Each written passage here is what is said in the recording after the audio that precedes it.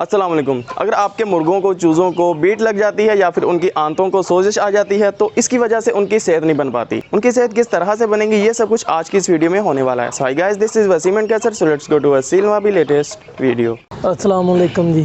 चूज़ों के पीछे बीठें क्यों लग जाती हैं, ये वीडियो हमने पहले भी बनाई थी। इस पर आज फिर दोहरा रहे हैं, उस पर भी लगा लें। ये एक बीमारी को कवर करने के लिए भी है और चूज़ों की अच्छी सेहत के लिए भी है। और करना क्या है, करना ये है जी, हमने पंसारी से ले लेना है सेब का सिरका। सेब का सिरका हमने क्या करना है, 1 लीटर पानी में 1 ढक्कन जो है ना उसका, वो पानी में डाल देना जी।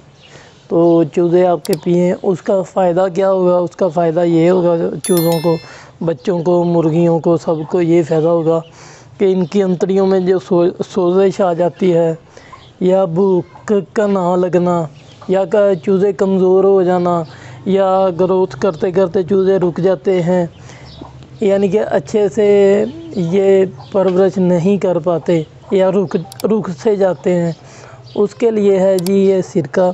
ये आप डालें।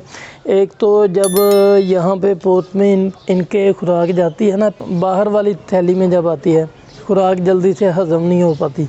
ये सिरका, जब सिरके वाला पानी इनकी पोट में जाएगा तो ये दस्ती जो है जाते ही ये खुराक को गला देता है जी।